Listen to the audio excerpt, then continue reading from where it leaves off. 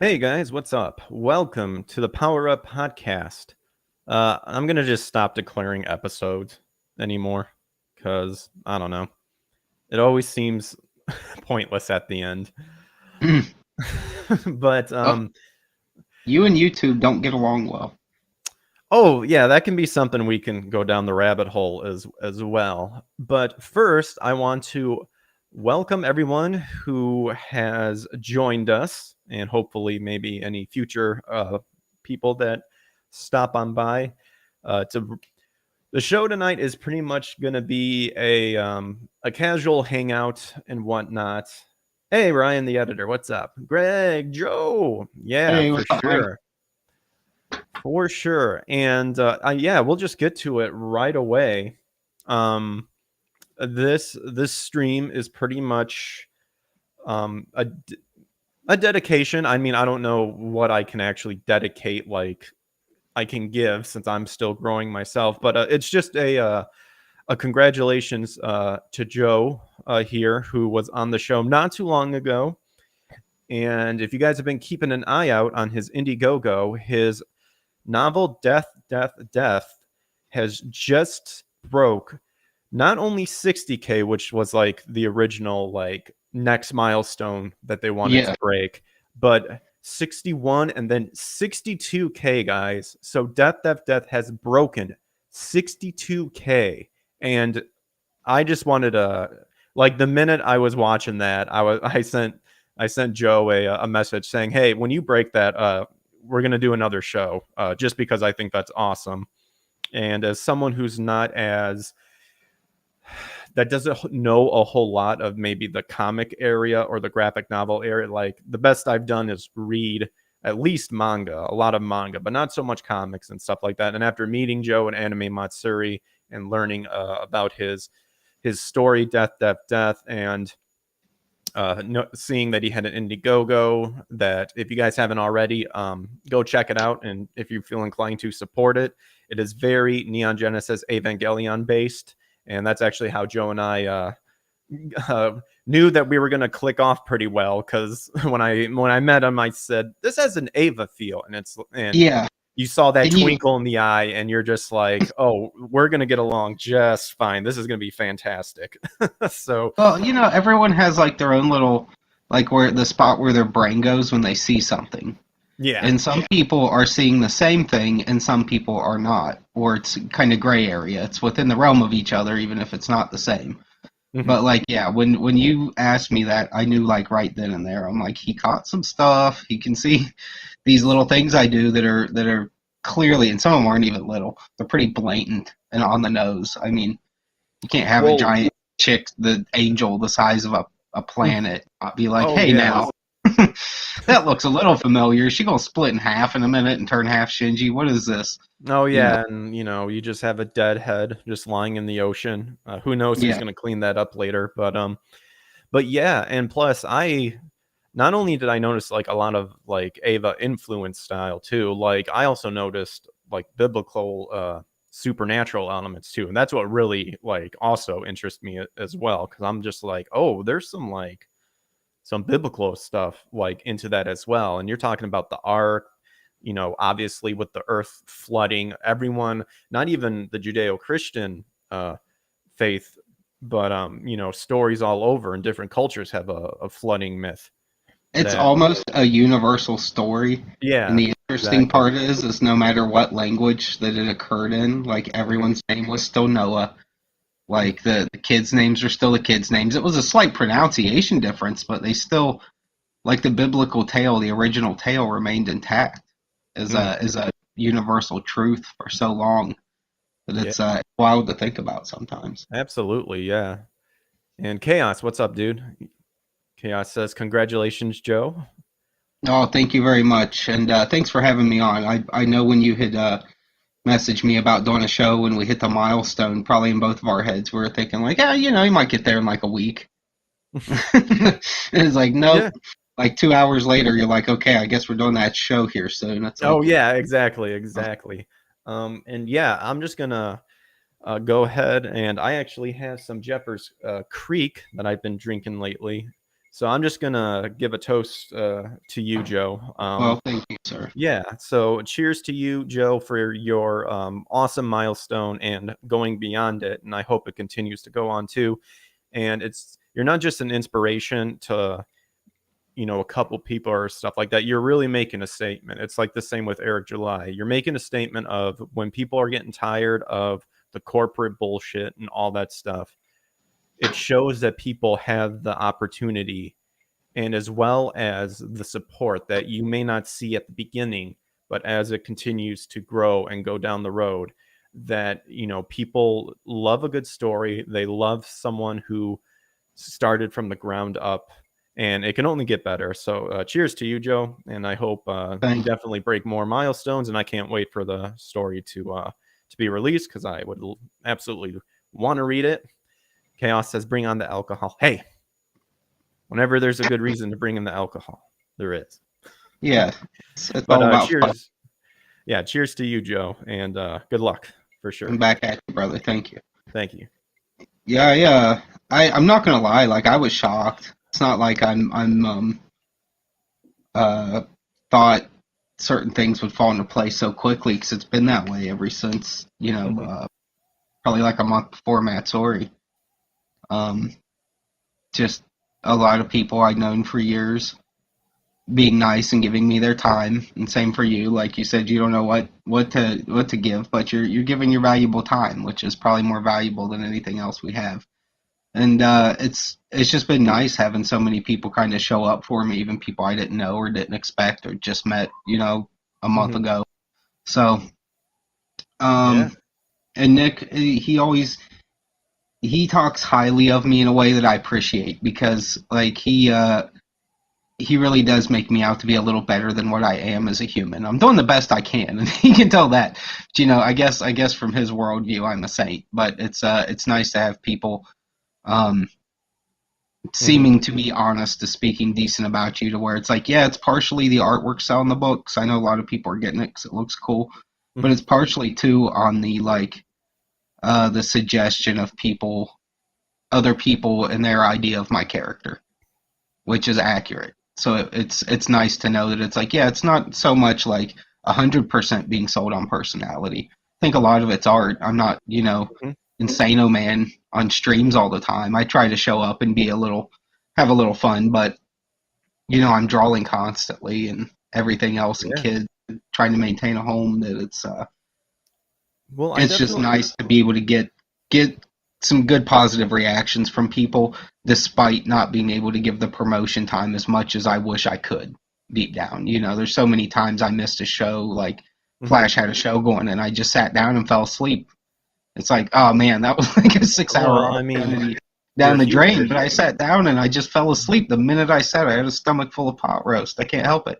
I was so full. Well, and I think that's the panels at Anime Matsuri touched on it a little bit too, but I think it's definitely there's something very big and exciting that's starting to take place here, and it's the fact that people relate to people who are transparent, who are wanting to just showcase their work and not just be another cog, or like go along with the ideology of what's trying to be established in a society. Because the fact of the matter is that these these current new entertainment comics or movies or stuff like that is trying to push a narrative that has been rejected already.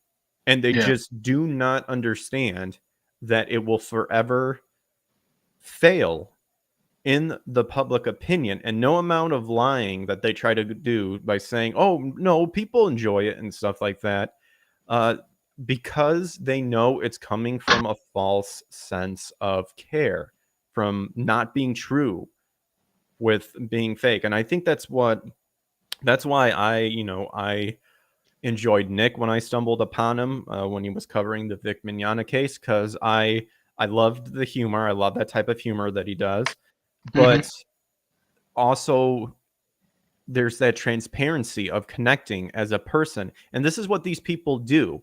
is that they're trying to sell you on we'll call it the fake act, the actor's fake niceness, or the con face that people put on, where they act like they're supportive and everything's good and fun and stuff like that, but they're desperately trying to hide all the skeletons in their closet because they're paranoid that when they find out, you know, pretty much what they do to other people is going to happen to them. Now, for Yeah. me, I would love nothing more to actually see that happen, because I'm one to also believe in, sometimes the Lord makes it to where you have to hit an all-time low to kind of wake up and understand Yeah. that it's like, what, I have nothing else to do, everything, XYZ sort of thing, so how does one better oneself? Good times are usually derived from bad times happening right Mhm, before. It's mhm. and it does. It takes a lot of people. I think that's too why like a lot of people go through that weird spat where it's like they come out of their like late 20s almost just like habitually coming back to church. Like they can't help it. They're starting to have kids and get married, and Yeah. they're like, "Yeah, I gotta get these kids into church." Like I heard so many dudes I knew Well, in high school that were mhm. complete douchey retards that were like, when we'd see each other as adults and having kids and stuff, they'd all be like, "Oh man, I gotta take the kids to church like 3 times a week. I gotta do all that," and they're so like, Mhm. just it's like something that a lot of people I think, even though we don't hear them on Twitter, it's a different kind of universe over there. But there Well, are a I lot of mean, people that are going back like gradually into like mid 90s traditional living, like what they grew up in. They're like, nah, I just want cable news but and well, that's the you know, but that's the thing, is that these fools and clowns try to capitalize on that because they yeah, know it was actually a good time, and they know that what made it a good time for a lot of people is that people could just enjoy the insanity and the craziness and the traditions and stuff, and no one is going to, like, no one really cares, per se, like, because it was all about being close to your family and your friends and stuff like that. And if someone was different or whatever, like, someone's different, who cares? But, they sold this lie, and they've made it so polarized to where it's like, if you agree with one little thing, that means you support everything that that person represents or claims to represent and stuff like that. And you shouldn't be associated by that. And we're here to fix all that and stuff. And it's like, no, like, that's not at all how, it works and stuff like that. And people, uh, villainous people are really bad at moral arguments. exactly. That's the you thing, know, is these, yeah. they, Ryan they says you need try. Go you ahead. need I'm bad sorry. times to know when the good times are, and vice versa. Oh yeah, that's the thing. And uh, you know, unfortunately, I've been listening to a lot of teaching on Revelation and stuff like that. It's it was the best. It's like it was the best of times and it's the worst of times, and you've got to. And I think that's kind of where there's been an infestation of that area as well, to where I do think a lot of people who are against church, or like the Judeo-Christian mindset or the Christian mindset or what have you, is because I do think there are people who, one, aren't really what they say they are. They're the wolf in sheep's clothing, and two, they don't um, explain it well enough to kind of be inclusive, but also like not pull your punches and talking about this is what it says. And then with giving that little bit of a foothold, that's where people can. Unfortunately, that's where progressive Christianity can latch onto and say, like, oh well, don't worry about it. Like, as long as you feel good, everything's going to be hunky dory, and because Jesus loves you. And it's like, have you listened to what Jesus preached about? He was very negative about a lot of stuff because he was worried, because he could see beyond just this world. He knew what was happening behind the stage, and he was there to warn people. Well, they've got to. We're going to see subversion of everything at some point, Yeah. and I think I think I've seen some really good pastors and really good churches out there that are good at kind of riding that line between Yeah. this Sunday we're going to be upbeat, we're going to talk about something to build you up. And next week might Yep. be a little depressing, but it's realities we all got to face here. Even if you're not a Christian, these are realities you will face because they're going to happen no matter Yeah. what. It wouldn't be called prophecy if it didn't keep happening. But that's the thing with it. It's going to happen, and it's tough to think about, and it's tough to talk to people about, because not only is it all very strange and very weird on face value, and I consider most everything in the Bible to be literal. There are a few things where it's not, but that's because I'm being told this isn't, this is a story or a tale. Like when Jesus would tell a story, like I understood he was just trying to give people something that their brain could take in on a large scale. Like you could, everyone should be able to comprehend this. But I was listening to a YouTube channel that I've been enjoying, and I guarded my heart to make sure that this person is he speaking God's word and stuff like that, and I think he is, and he's very knowledgeable. He was talking about the locusts that come out from the volcano. Yeah. Like when John describes that, he uses the word their heads were like, their face were like, their things were like. He says like over and over and over again because he literally could not describe what he was seeing. So the best he could do was be like this. Yeah, and when they actually come, it could be completely different than what in the sense of what the Bible was saying, because it just couldn't be put to words. And the closest thing it could be being God inspired was like this, I think when we see it, we'll know exactly what it is. Even if it does look a little different, I think it will be stand out, and we'll be like, oh. When you see like people in the streets getting like speared through with giant scorpion tails. Oh yeah, and yet the creature walks right by you. You're like, oh no, this is that hard. Yeah, and then those people will seek death, and death flees from them, which I think is insane, really, because if you like kind of think about that, it's talking about death in general. So imagine people who are like jumping off cliffs or like shooting themselves or something like that, if we want to go to that extreme, and death doesn't overtake them. That's crazy. That's insane. I've wondered that too. I've dwelled on that a lot, like what could cause that, and everyone has their own theories and ideas that all sound, within the realm of what we understand right now. But I'm like, by the time this happens, this could be something that totally we would have never suspected, because like that's something I've noticed more and more as a 40-year-old man, as I catch the ebbs and flows better in the world cycle, and I can see like the bounce back on one thing and then the shrink back on another.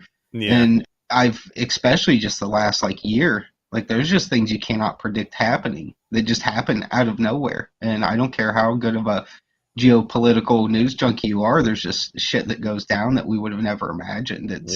Like everything sounds fake at this point. So I'm like, what will cause this situation to be true? Yeah. What is it that's going to make people not be able to die, but want to so badly, because it's such a terrible decision that they made to take whatever this is? I don't even know how to verbalize it, because it's a weird concept. I'm getting to more of the fact of when it's almost like George Costanza's the opposite to the extreme, to where if a certain people are saying, well, don't, it's this and that, just think the exact opposite. Or it's like any sort of like, you hear this weird conspiracy and it's like, nah, I believe it. Because it's like with the insanity and chaos that's happening right now, like I would not be at all surprised about that. Well, I'll tell you, man, I've over the years, when it was still like prevalent on YouTube more, like the 2000, whatever, we'll say like 2007, 8, up until about right before Trump cycle, when they really started to clamp down on things during that his run. When channels weren't just getting booted, you just didn't realize till later, like, I haven't seen a video from this guy in forever, or that person in forever. It's usually because they got knocked off the platform at some point, even if some of their stuff still lingers around. But there would just be a plethora of real interesting information and stuff that internet sleuths would find. And some of it, was it definitely, if you were new to all that, could throw your brain into a loop. But it's weird how so much of it's gone from YouTube now, and even if you go over to like BitChute or Odyssey, like you still Yeah. get hit with so much garbage before you get to something worthwhile. That it used to be back in the day you could just punch in a general term for some conspiracy thing just to get some info about it, and Yeah. instantly get hundreds of 4-hour videos on these topics to the point where you knew just about anything that could be said about it at a certain Well, point. Deep as and people had went, and now you can't hardly find any of it. yeah, and I think that's where I think that's. I don't think, obviously, that because there was also that newness to everything, especially when YouTube started back in like 2006. I mean, you could do Yeah, whatever you want pretty much. Like people were uploading, straight up anime full hour episodes, and now they're like cracking down on it super hard and all that stuff. And I think what made it so special is because of that like what you were saying, you just had a plethora of all this stuff and you could determine yourself what to believe in and what to not believe in. And there was that innocence, and I think that's kind of where it's kind of coming back to why people are supporting, like your novel, or like what Nick has to say, like what whoever likes to say, and like Yellow Flash and stuff like that. It's because that transparency, that realness of going, this person isn't like being, doesn't appear to be fake or whatnot. Like they're yeah, sharing their, like there are times where they'll share their struggles. There's times where they'll share their embarrassment.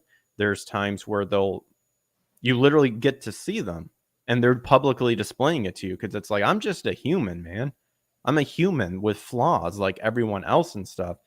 And I think that was more prominent way back in the day. And then once things started to become, conglomerate or corporate or whatever, then people started putting on this fake character facade sort of thing. But then later on, you hear like these well-known, public figures or whatever making interviews or making videos going, guys, I can't do this anymore. I just don't feel like myself, sort of thing. And yeah, it's like, well, why? It's like, I can understand from a selling point that, yeah, maybe being the real you may not have sold well for all, for just going along with that term and stuff like that. But would you rather be true to yourself and building up an audience where people just follow you because they're interested in what you have to say? Because this is one of the things I've noticed too, with some of the people I follow on Twitter and I talk to and I go to their streams and stuff like that, is that the clowns and the haters project on to these people about like one person like is kind of in a dispute that I follow, and they're trying to get shamed by saying like, go ahead, I'm not afraid of you, like the opposition is saying, I'm not afraid of you, send your army after me and whatever. And I just sit there and I just go, well, that goes to show what you see on Twitter and stuff like that. You see that follows number, you see those people as not people, as just a number that you can then control, to that when you don't see something you don't like, you can send them over to there and do whatever, or to influence and manipulate and stuff like that, and funny enough, I'm pretty sure there was somewhere in the past where people were stripped of their humanity and just were given a number, but can't really put my finger on it. Thought that something major like that happened. nah, dude, that's a conspiracy Almost like theory. almost like a war of the worlds happened, and not just once, but for a second time. I don't know though. What do I know? I'm not a history major, as they would say.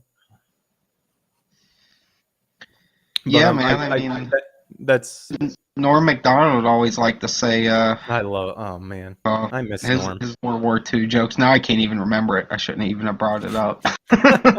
No, that's Oh, okay, you can because go it look it just up. makes me Yeah. sad that Norm's gone. And I never really followed his stand up. I got onto like a little Norm kick way back. Um Have you ever seen Mike Tyson Mysteries? Yeah, Have you yeah, seen funny on guy. YouTube The Best of Pigeon? Yeah. That was me that made those. Oh, okay, that's awesome, man. Yeah, I I had made no those idea. compilation videos, and that's kind of where like because it was interesting because like I too was like when I first watched that show, I was like, what the hell is going on? And then later on, I gave it another chance, and all of a sudden it was like, dude, this is hilarious. And then of course, when you realize, I'm like, oh my gosh, it's Norm. And then you just Hmm. see all the craziness that he's saying as Pigeon. That was when I was like, I guarantee you, if I make a compilation like video, like people will appreciate it too, because I think that was a Norm or a comedy. Well, how to word this? It was a performance of Norm that no one has that didn't really get a lot of recognitions because there's people who posted up like his old SNL bits, weekend Yeah, we've updates, seen all those a million and all times. those and stuff like this. This was something to where I'm like, I guarantee you, no one has seen something like this. And the other reason too is that I was kind of just pissed off at a bunch of those terrible compilation videos on YouTube in general, where like the editing was garbage, like audio was cut out like mid joke, so it just flowed very terribly. And I was like, well, I'll just sharpen up my skills and I'll just make this sort of thing. And it really took off, and that was amazing. But I was always surprised how good some of his like radio appearances were. I Like know. stuff he did for like Dennis Miller, or like when he would go on like the Los Angeles radio shows and the San Francisco radio shows and just totally twist these people around to the point where they couldn't do anything to him because it's his delivery. He sounds like he's saying everything with honesty when he's being a complete smartass prick, and it's absolutely hilarious just seeing him, have his way with people. He's one of those guys where I always admired. He could Oh, I he could say less but get a mhm. bigger effect, and I always was like, man, I wish I could learn that because I have a habit of like over explaining or getting off topic.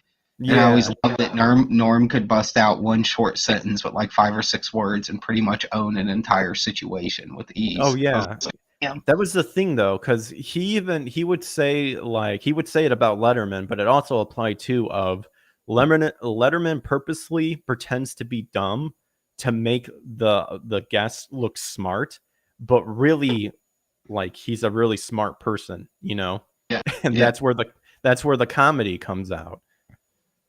So and it's just very clever. And Norm, I think, was like the best at it. Like Norm knew how to be trolly for the sake of being trolly, but yet also be trolly and tell the truth and just get people good. yeah. Like I don't know if there's not many comedians in this world where I feel like they're Yeah. in a constant state of being naturally clever. Like Yeah. I feel like he's in that realm, and there's some other guys that are too that are really good. Even if they're comedians, I don't necessarily care for. There's some Yeah. dudes out there that are pretty witty and on their toes, and it's tough to get one over on them. But Norm was like, he was the king of that. Like he was going to defeat everybody. Absolutely. And I wish I was a fan of Norm earlier, but better late than never, I suppose. Chaos Smash, what's up, dude? He brought up a good question. What time do you guys think woke started getting put into the media?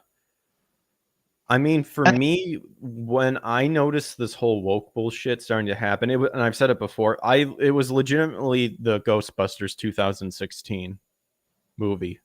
That's when I noticed. I was like, why are people getting upset when there's people saying I'm not going to go see this because it looks like a cash in on the franchise, and then the opposition just hounded these people and calling them sexist and stuff like that. That to me is when I noticed like, whoa, this is starting to be insanely ridiculous on how extreme they're going with it. What about you, Joe? Did you kind of ever notice something like that, or like Well, for had me, the, had the epiphany of noticing it?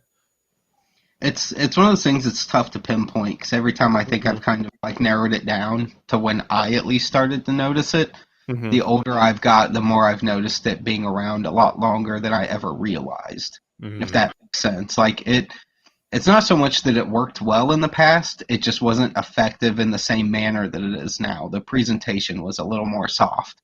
But it was still all the notes and the beats were still there. Like you can find like like episodes of MacGyver from the 80s. You can find stuff from the 70s from TV shows where once again all black or all white people are presented as white demons that just can't wait to abuse women and minorities and like it's just you see the same stuff. All the women are smart, all the men are stupid retards. You see it in a bunch of shows. You just when you're watching some of that stuff when you were like for me, I would have been a little boy during so much of the 80s stuff that it never Mhm. because you had other things counteract it, like the Dukes of Hazzard, where like now people would have a mental case over Rebel Flag.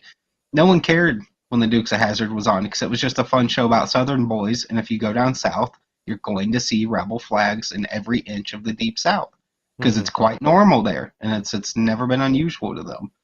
So it's one of those weird things where I started to notice it more around 2014, 15 range. Like it was starting to become obvious to me that Yeah. entertainments were being infested by leftist weirdos. I couldn't put my finger on it in the way we do now, but I knew Yeah. something was because quality was just going downhill on so many different things, all kind of within a few years of each other that were all in the realm of Mhm. entertainment or news or the stuff that's all like just a mess at this point. Mhm. And I think I mean, honestly, definitely when Trump was elected, that's when Oh god, it yeah, when that's when it boiled over. Like I guarantee, I'm pretty sure no one's going to deny that too. That's legitimately when the extreme things were like the line in the sand was drawn, which is well, that's when funny True because it Colors wasn't even really drawn started. by us. Oh, I'm sorry. Yeah, What was no, that?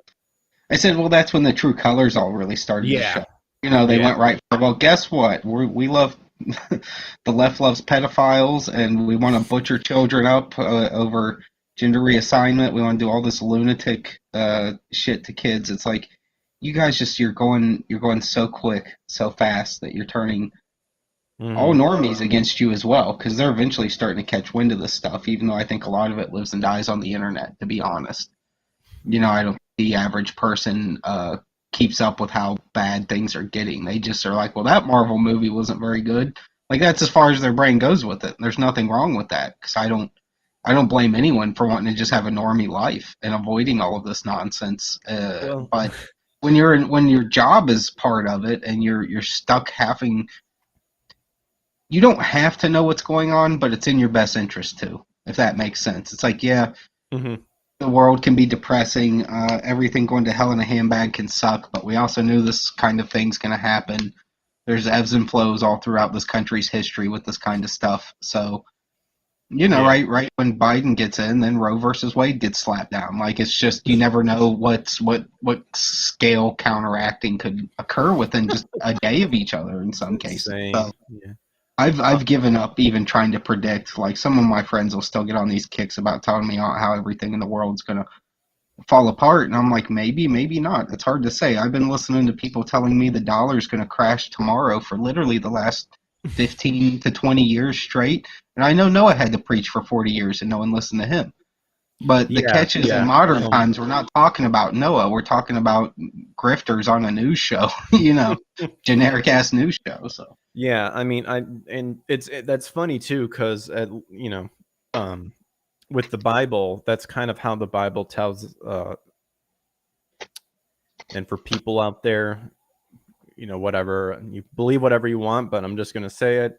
The For me, that's how the Bible, and for a lot of people, that's how the Bible stands as the truth, is because the Bible and the prophets predicted stuff that actually happened yeah, down the road. No other religion has claimed to do that, and no other religion has done that except for the Bible. And that's, for me, one of the big reasons why I believe the Bible, that it is from the Word of God, because what they preached, despite the fact of it wasn't like to the T, this crystal clear, this is what's going to happen, it did happen.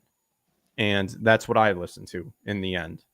So you can have all these fake wolves like sprouting, it's going to happen, because we hear it all the time. There's been so hmm many people that try to be like, the end of the world's going to happen, the end of the world, oh, the Mayan calendar.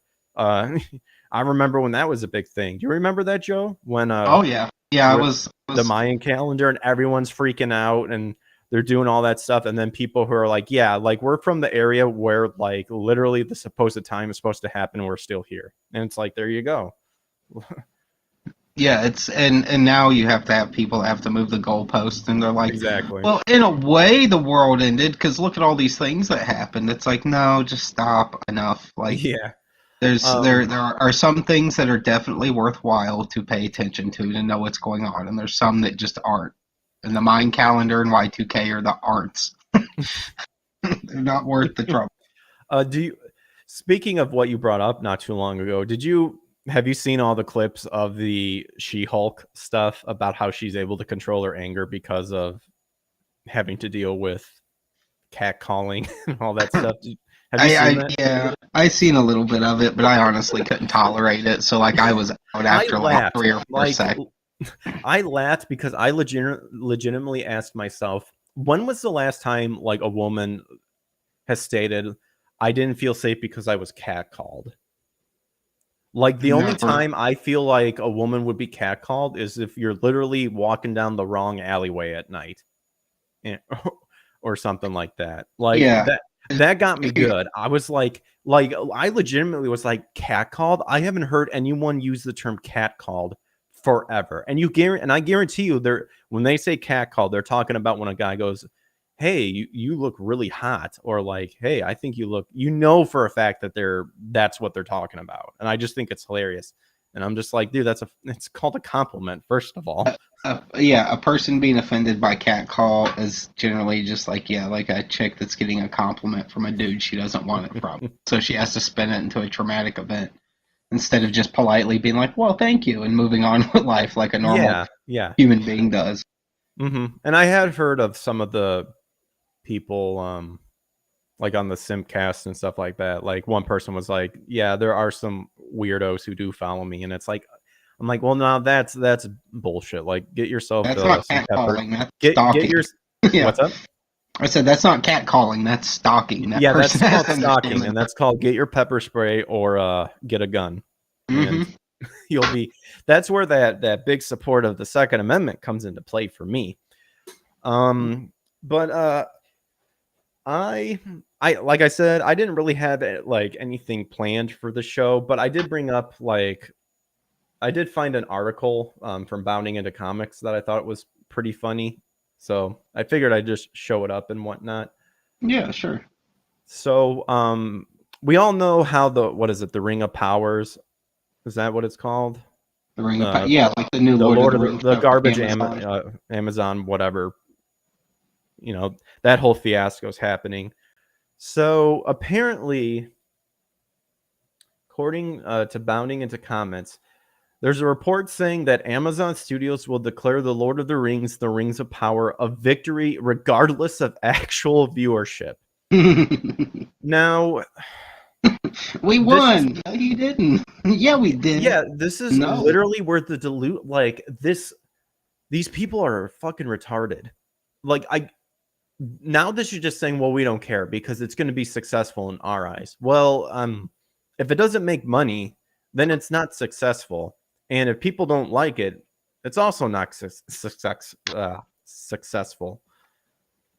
And I mean, I just love the title in and of itself, regardless of actual viewership, because all these people no, that's She-Hulk, but the same thing can still apply where, it's like, oh, everyone's hate bombing the show before even seeing it. It's like, oh no, we saw enough. All those idiots with depressing faces and those weird poses as they're passing all those different characters. I legitimately was like, what? Like, why does everyone look like they're just miserable? It just looks super generic. It's like, even aside from the woke stuff, it just looks really cheesy, made for TV, generic. It's like, for the amount of money you guys said you put into this, there's like no excuse. Dude, I like this silly. Like, the environment does not look Lord of the Rings. Like, it straight up does not look like it's in Middle Earth. Like, I can't put my finger on it, and I know people have made better examples than I can, but like, it doesn't look like it. Like, it belongs in a mystical world at all. It's insane. No, they don't care about things having correct aesthetics at this point. That's so far down on the list. So this says a new report claims that Amazon Studios and Prime Video will declare their upcoming series. I'm not going to say the name because it's who cares. A victory regardless of actual viewership. Claims so Business Insider claims to have spoken to a number of anonymous insiders. Oh, well, that just raised a red flag for me right there. Anonymous insiders at Amazon Studios explaining what success for the series, which is estimated to have cost upwards of $1 billion for the first season, looks like. See, in the report, writers, people I don't care about, word from those who've seen episodes is positive. A big X doubt on that one. Yeah. And several industry insiders. Okay, which makes me think that several is a big fat zero. Predicted. Well, look, Jeffrey down at the cafeteria on the Warner Brothers lot. Yeah. They probably asked the fat security guard what he thinks about the insider. show. Come on. Yeah, it's not cutting it counts. short. Yeah, he serves sushi to some executive every day of the week. Yeah, the Uber Eats driver. What'd you guys think? Yeah. I don't know. Okay, I guess. As an There we go. industry Throw it down insider. there. Insiders predicted to insiders that Amazon will find a way, regardless of actual viewership, to sound the trumpets of victory. Find a way. The way is that they're just saying it's successful, which isn't a way at all. It's just narcissism. Yeah. Just make a good show, guys. Then you wouldn't have to go through all this. See, this is why people are starting to go the independent route and starting to create their own universes, like Joe Ball's Death, which can be found at his Indiegogo page in the description below. So click that and go check it out. And if it looks appealing to you, why not give Joe some support and look at a tier, see which one might appeal to you, and help out the cause. Yes. I appreciate any and all backers. Mm-hmm. Supporters, retweeters, likes. I might have to save up and maybe switch my tier because that preview of that color page looked really cool. And now I'm like, ooh, I think I want the colored one. Well, you can always, you can refund it at any time still and switch out. There you go, folks. Yeah. If you want to jump to a higher tier, Joe says it is refundable. And thus, it'll do it instantly for you. You won't have to fight for it or wait for it. It should just go right. But yes, so continuing this amazing article, and by amazing I mean it's god awful in the sense of what the subject matter is, not bounding into comics, which I actually rather enjoy bounding into comics. This alleged executive added, if we can take this piece of IP and make it IP, piece of IP? What the hell does that mean? A piece of intellectual property? Is that what that means? If we can take this piece of shit that we managed to weasel out of the token family and make it successful, why is Amazon Studios even here? It has to succeed. There's no option. Oh, I think of a better option. It's going to fail miserably, and hopefully it hits a dent in your pockets to maybe kind of wake you up and realize, become woke in the actual terms of, oh yeah, we're fucking retarded and we should probably just make a good story. Well, they're capable. They have the money to get, there's people on this planet that would do anything to be involved with something like this. And it's take advantage of that. Use those people. There's tons of people with nothing but the best for these things in mind, so I don't know. It's just strange. They know better. Another insider indicated that the show has outperformed other Amazon Studios and Prime Video's offerings, telling the outlet, if it's not the highest performing thing Amazon has ever done, it's a failure. Uh-oh. I got news for you. That means you're gay. This insider added the caveat, but the outside world may not ever know. Wait, what? But the outside world may not ever know. So you're just gonna lie and say it was successful, and if it wasn't, you'll still lie, and if it is, you'll. Oh my gosh! I'm beat the Nazis. It's successful. I'm dumbfounded. Chaos says, A friend of mine who loves Lord of the Rings is disappointed at this disparity, and I hope they go homeless after this blows up in their faces.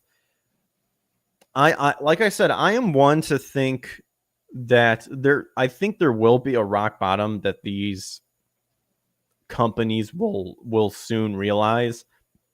I think that rock bottom is actually going to stem from people like Joe, from people like Eric, July, people who will say, "You guys are fucking stupid. I'm just going to start my own thing because proof is in the pudding."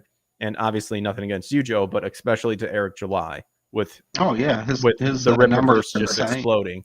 Like the people who still saying he's lying to you and like grifting of you guys, like fuck off. Like that what he's done should show you guys that like when people are tired of bullshit, they'll go to something else. So They will. I mean, it's one of those mhm. things like because I was around for like day one of CG when all the Comicsgate stuff kicked off, and Mm. it did start as a like a customer revolt, you could say, just shop owners, comic shop owners being dissatisfied, fans being dissatisfied, Mm. and just the industry not taking their complaints seriously at all, and then just amping it up. And I know a lot of people said like, well, the shops were getting tricked into buying stuff. It's like not really. They just were desperate to keep the Marvel and DC books on the shelves, so they just kept ordering. Well, They that's knew the it wasn't going to scummy. go, and Yeah, that's the scummy thing. Is like one, obviously it's the biggest distributor, so it's like, of course you don't want to, how are you going to get the pull as infested as it gotten? Yeah, it's sad. And but with Joe's comic, with Eric July's Rippaverse and stuff, there is a way that you can overcome that and stuff like that. So well, yeah, I've said this on other shows, maybe even on here, but we are in a golden age for print, mhm. especially in terms of like Yep. how accessible and inexpensive it is, and that's starting to apply to the other entertainments where like yeah, making a movie or things like that can be costly, but people are ready to throw some money up if you can at least string together like a good trailer or something that looks professional so that they know that your intentions are in the right place with what you're trying to bring them. And it's just it sucks that we have to see some of the things we grew up with get ruined. I'm not gonna lie. There's times where I just wish Mhm. so many of my favorite DC books could still be good again, but it also led me to I going back to manga more and things like that mhm. when I had kind of phased out of that for a while and forgot. So, Well, I and think that's also where the sting is as well, especially like with the Lord of the Rings, because Tolkien has left numerous notes and all the stuff to declare this is how this world operates, works, and what I intended to. And then you have these idiots come in there going, we need to equalize and bring equality to everything, which he said, no, that's not what this was about. And they're just straight up just being disingenuous about it and stuff like that. a lot of what makes good stories good is they have rules. And people may not understand that on face value for what I'm saying, but if you look into like writing technique and things like that, part of what makes a universe fun and stable is Mm-hmm. that you can suspend disbelief for a little bit because there's parameters and rules in which characters can live in, and you know their strengths and their weaknesses and all that kind of stuff. And when you start to suck all that out of it for the things that make good storytelling in exchange for bad storytelling and just generic stuff nobody asked for in the first place, it's not going to end well because the people that are into it have been into it like their whole lives. This is just it's you're not going to fool hardcore Star Wars fans. You're not going to fool hardcore Lord of the Rings fans. You're not going to fool any hardcore group of audience for some kind of entertainment on the internet. Mm-hmm. And they force it to a point where those people eventually just walk away and say, "Well, guess I'm just going to have to be happy with the good times we got out of this thing, And and I'll either go that's move on to something new or make my own." mm-hmm. That's I think that's where I get the most frustrated too, because they purposely do that, and it's Yeah. disgusting. And it's like and that to me just showcases that they don't care. Like we just, the saying is true, money makes the world go around, but it's weirdly at a point where like the money being hit of people saying we don't accept your product, like stop it.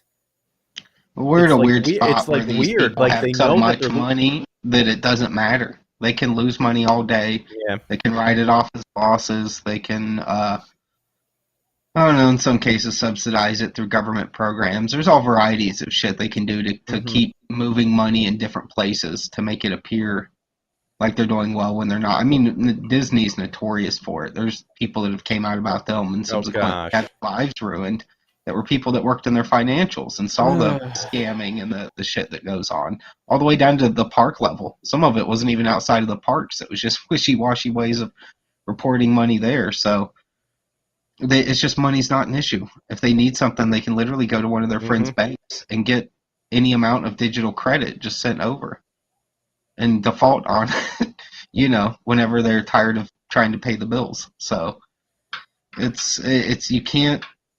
We're at this weird point where you can decide with your dollars, but don't expect those companies to change because you are. You are Hmm. spending your money elsewhere, but they have so much money from dominating these industries since before we were born that Hmm. your dollar doesn't matter anymore. It matters to a guy like me, it matters to a guy like Eric July, but it doesn't matter to them. So you can, hopefully there will be a point where they get sick of loaning each other money and trying to keep each other afloat and do these weird mega deals. Hopefully that it runs dry at some point. I don't know if Yep. it will, because that's the only way you're going to get licenses to these characters back in good hands. Like that's the only hope at DC. The reason people are cheering on DC Comics dying and burning and hoping that the new president of Warner Brothers just completely crushes it, even though we love it, is because we've seen it be turned into a hideous mutant freak of what it once was. And the only way to get to heal the wounds of this hideous freak thing that needs medicine and help and proper medical treatment is to put it in the hands of people that care about it Hmm. and not weirdos that only destroy stuff. Well, Joe, I guess I was gonna ask, and I know we talked a little bit about it when you were on the show not too long ago, Yeah. but you kind of explained a little bit about like the story of Death, Death, Death. But I was wondering if we could maybe just go a little bit deeper, with all like the elements and stuff like that. Like, like, did you have a point to where it's like I have this idea and I need to write it down and I need to like create a story out of it, sort of thing? Was there like a moment when you got that like inspiration to go and write it down? And like, was it a specific like topic that you were thinking about to where it was like, ooh, like this would be really good to do this and then that and stuff like that? It's sort of like a mix of that kind of stuff. I don't personally know how like every writer's brain works, Mm-hmm. but for me, I because I was an artist before I was, a writer on that level. Like, yeah, I figure out my own submissions and stuff, but it was never down to a point where I was writing every inch of dialogue for a page. That wasn't necessary. My imagination just carried what was happening. You should have with submissions, you look and you should be able to look at something and know what's happening without any words on the page. That's like the artist rule of thumb. Oh, So, okay, cool. like that's how you're supposed to tell stories as a comic book artist or a manga artist. Um, but for me, because I had enough visualization in my head when I would work, that I knew like the things that I grew up loving. A lot of toy lines, Japanese toy lines, American toy lines, the Ooh, what TV shows, the all that kind of stuff, like kind of just compiled in my head to where I knew like the type of story I wanted, but I didn't necessarily have a story yet. Like I wanted it to be elements of all the stuff I liked, even though it wasn't the same thing. I don't know how like I love Microman toys. That's like the first toy line that Transformers was derived from before it was Transformers over in okay. Japan. And it was like a relatively successful toy line in the 70s and the early 80s, but it wasn't like mega huge. And but I love it because I can see this whole other universe that Transformers was denied of that still fit.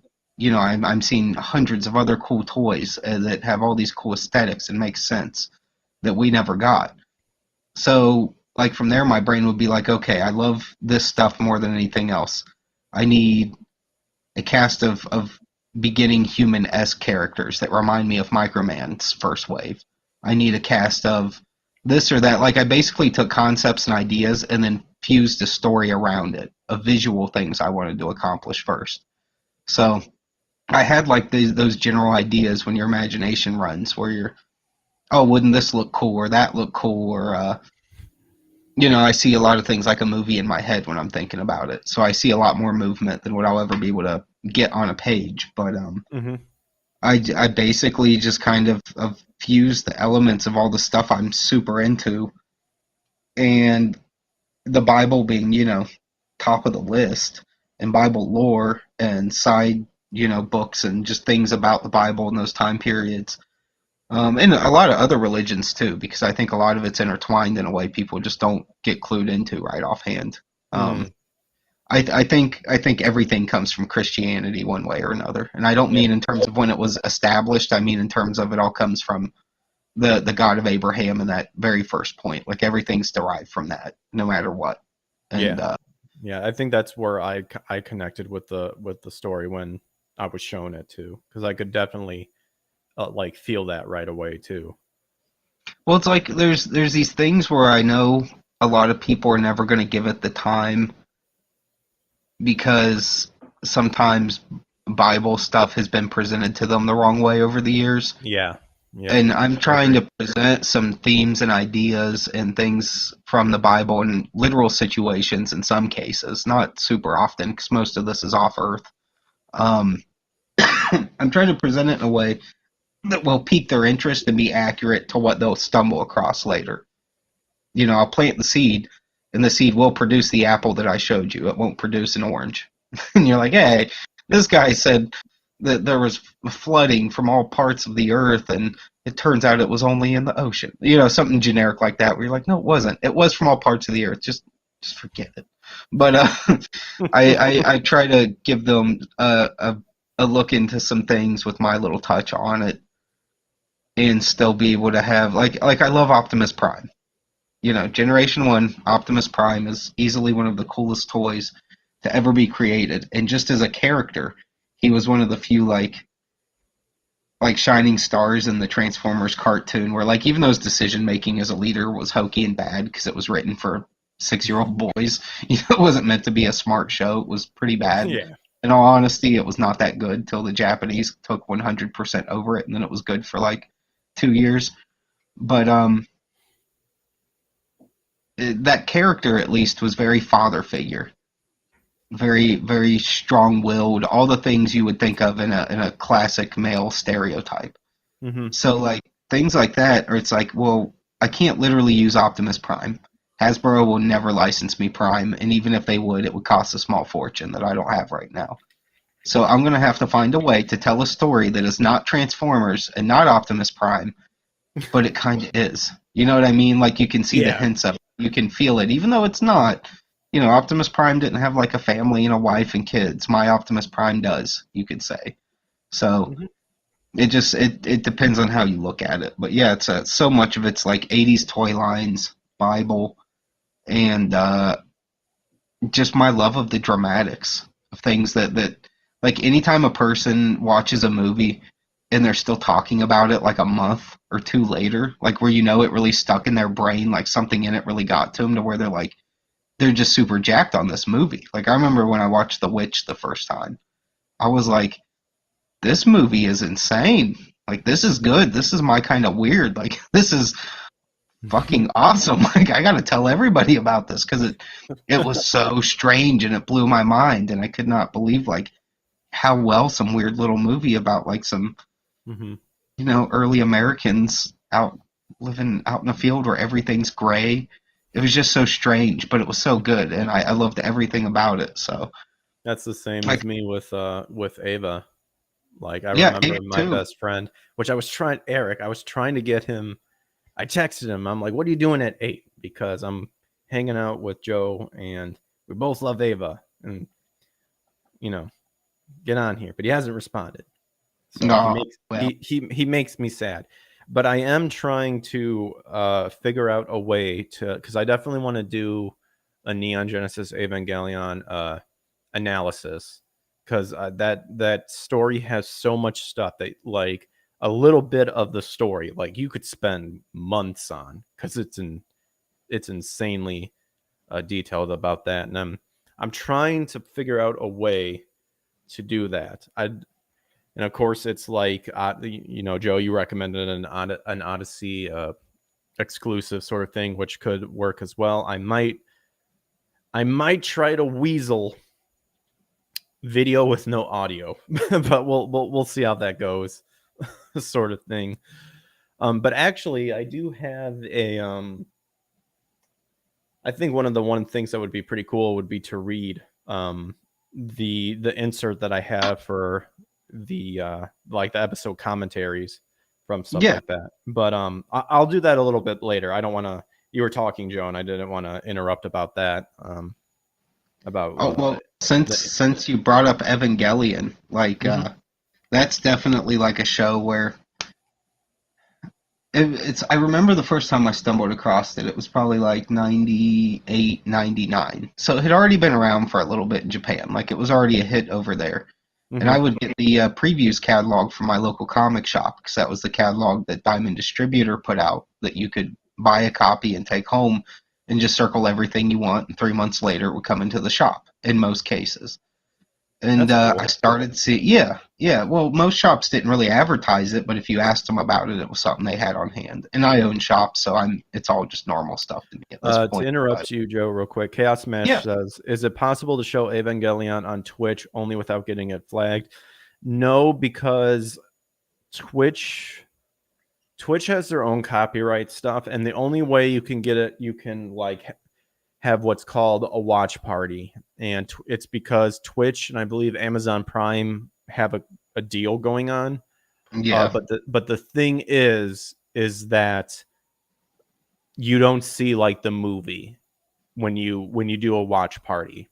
It's literally just me or whoever sitting there watching the video, and everyone sync up all together to watch it, and that's it, sort of thing. And with Evangelion, I would really want people to actually visually see what is happening, because it's a show that you can't just explain to people. yeah. And You all you Prime you has have is to the see it. rebuilds, and I would rather kill myself than watch the rebuilds again. Hey, I did say I enjoyed the last one. I would at least say try to watch all of it at least once. There's no way I'm gonna get through it. It's so boring.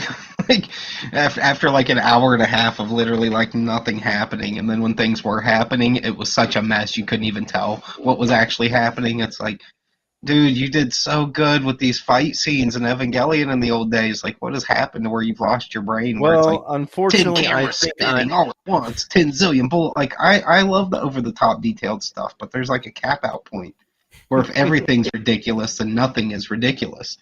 And I feel like he was just like, let's give the fans something, and then gave them stuff they didn't really want that bad. And I well, don't. I am probably going to be the elephant man and be like, I didn't mind the fourth movie. So Yeah, that's that's fine. I me, mean, because it went beyond. It went to an area that I think would cover Evangelion as a whole, because,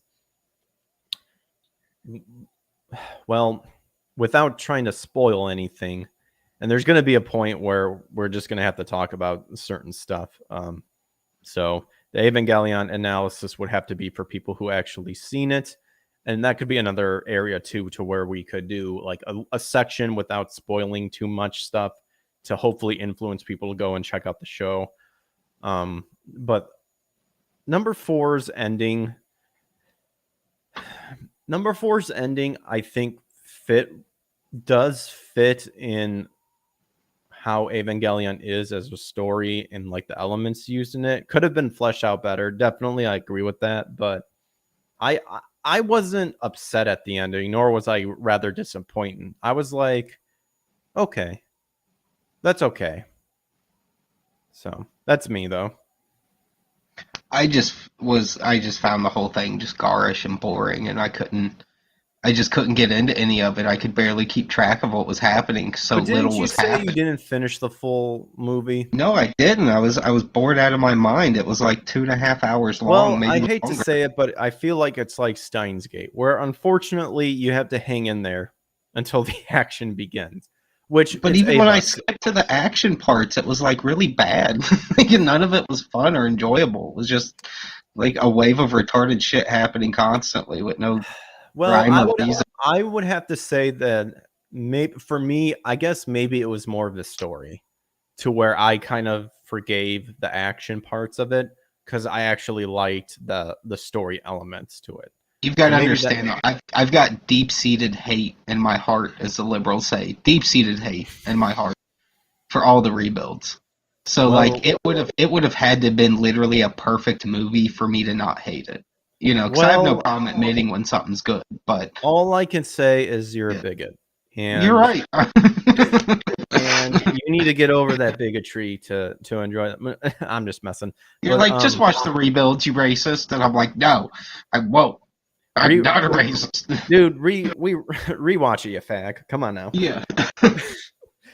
No, that's fine. I believe me, I've heard of people who are not happy with the rebuild, and by all means, like I would not say that it was a masterpiece by any means. Like if Evangelion was like, dude, that was insane. Like rebuild for me was like, oh, okay. Like that's my response to it. So I put it to people this way usually, just so they understand me. Is that if that was, say we never got the original Evangelion and those rebuilds were all we got, nobody ooh, would give a shit about it. It would be looked yeah, at as I some don't. I do one agree. I off. agree. Yeah, You I know, agree there's with nothing that. special about them, and I think that's what's tough. And I Hmm. get he was in a different place when he made those, and was probably just like over it from already working for 20 years in the industry. But Hmm. I don't know. Which, I'll leave it alone because I know which, like the Japanese people are like, just give us Ava. We don't care how it yeah, comes. Give us any.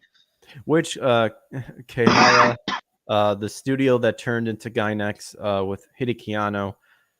I love you, but please, please, we were commenting on your show, so it was fair use. So I don't know why you said that the copyright claim was valid because it's not.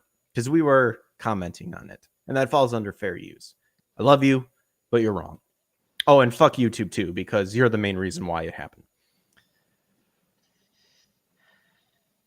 Yeah, let's not insult the Japanese too much. They are our lord and saviors of entertainment. Like, oh shit! Now they're fine, white boy. I take your manga away. How you like that? Cutting off Yep, you that's me. Leave it to me to nip the last thread that was holding everything together. I I'll did a bear that. Chinese guy. I didn't even do a proper Japanese guy. I did a Ah, Chinese who guy. cares about them? The Chinese, whatever. No more Dragon Ball for you. Dragon Ball Z, not for you anymore. Yeah, we took the Z back. No more Z. We take Super away. To which I would say good because I hate Super. Super is such garbage. So yeah, it's Uh, not. It don't make it suffers from worse the to same shit anger the the rebuilds suffer Japanese, from. anger the Chinese. True, true. I know. Good I've thing just caused foreign I'm sad. relations. I'm sad. Our Rod isn't in here. I would love to hear his take. Raj would say the Chinese are saints. They're the greatest people in the world, and that he loves them long time. That's what Rod would say. I can guarantee it, because all he ever says is the most contrarian shit he can dream up. Oh, Rod, I love you. It Good was. old Rod. It definitely stirred the pot. So you need people like that. Oh my goodness gracious! Or stirred the What a walk. day! What a day Yeah. indeed. But no, that's very cool about it. Did you say you used to run a comic shop, or you started a comic shop? Yeah, me and my business partner Shane Mess had two shops at one I should have point. gotten his ass on here. Yeah, well, he's probably asleep right now because he works third shift as well. But Really? we'll yeah, we'll figure it out at some point because he usually has he has 2 days a week off, so that's I usually. unfortunately did not talk to him a whole lot at Anime Matsuri, but he seemed cool. Well, he between me and him, we always had somebody talking to us, so it was tough because you wanted to give, like, there were some people you wanted to give your full attention to because you were enjoying their company, but then they Mhm. would get cut off by some weirdo. You'd be like, "Oh man, Hey, can't I just talk to this guy some more?" it's But true. Shane had his hands full with a lot of them too. Plus, Rakata's wife was like his best friend the whole time he was there. Oh, So dude, Lady yeah, Rackets was amazing. She was so funny. yeah, she's such a sweetheart. Mhm. No, I'd love to have Shane on the show as well. I need Yeah, I need we'll a I need work a it out 'cause picture. I need a he's got a book he's going to be wanting to push here soon anyway. So I'm sure he'll be chomping at the bit for any shows here in the near Oh, future. he can come on. I mean, I'm building up my reach, so I'll scratch my back, I'll scratch yours sort of thing. And that's the Yeah, beauty about like what's happening and sort of like that with this community because it's like what you said, Joe, like there's this golden age that's rising. It's because because the true people really want to see other people succeed because they can see the passion that's being put into the effort. While the other people are fake and just want to reap in on the cash. And some people just legitimately hate the field that they're in, but because they invested it in it so much, they can't just back out. yeah, That's like with that's a very the real VO thing. community. Dude, I had that problem for a while. I almost stopped doing comics just from considering that one day where I was like, I've sank almost 20 years of my life into an industry that's done nothing but give me stress and hell. And Yeah, it hurts. never, yeah, and there's never been a reward or a peak towards success that I was looking for. Like, yeah, there were tons of like indie gigs and stuff like Mhm. that, but I wanted to do something just worthwhile and high paying. And they wanted nothing to do with me, and it wasn't even political at the time. It was just, I think the art style changes were in effect, and Mhm. I just didn't fit the mold of the era that I was an adult in. Finally able to submit as an 18-year-old. But Well, um, remember Psalm 103, 1 through 4. Bless the Lord, O my soul, and all that is within me. Dang it, this is one of the ones I'm trying to memorize, and I'm bad. Which is funny because I'm an actor and I enjoy doing theater. So memorizing scripture should be like easy for me because I loved memorizing stuff you know as an actor. So it's just weird.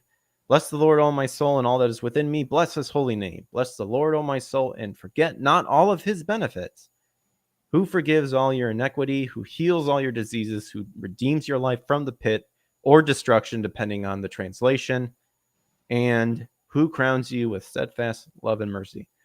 But yeah, it's definitely hard when you're in an industry that you feel isn't giving back to you when you put all of your time and effort inside of that. So I can relate to that 100%. yeah, and too. I think it's one of those things where like I never thought I was like the greatest artist, but I knew I was pretty good. So it was Well, frustrating. I mean, there's Like nothing wrong with upselling yourself and for being confident in your work because it's true. It's true. You everyone needs to be confident in their ability of what they can do, you know. And yeah, it's one thing when you become prideful about it. It's a completely different thing when you're confident in your ability and you're open to learning more and how to do it and stuff. But yeah, it's a you good know, artist knows when they're good, but they also know you're never finished learning how to be good. Like that's just something that you accept at a certain point where you go, I'm never going to be as good as I think I can be, but I mhm. will bare minimum be as good as I can in that moment in a time as long as I keep improving. And And you're always just learning and changing your mind, and you get older and you exactly. maybe want to do something different. So like But I will always be trying to learn more and be better at this, no matter how many times I've done. You again, know, I think exactly, and I think that's where that transparency right there, I think, is why so many people are connecting with the independent people who are trying to do their own stuff because they understand those flaws, they understand their skeletons, and some people are not afraid to share their skeletons with people and stuff like that because it's like yeah, I struggle with this, I struggle with that, or yeah. But and then of course you have the people who are already well established who are doing all they can to hide their skeletons because they know that it's damning. Speaking of which, I don't know. Were you invested in the Vic Mignogna situation? I mean, I paid attention to it at first, but after it dragged on for Yeah. like years and years, I kind of tuned out. But I Yeah. mean, I met Vic down in Matsuri and had dinner with him and stuff. He was a Oh, that's real sweetheart of a dude, and yeah. Did you know that his appeals came back? yeah, that was sad. That was sad. Yeah. Everyone was so down in the dumps that night.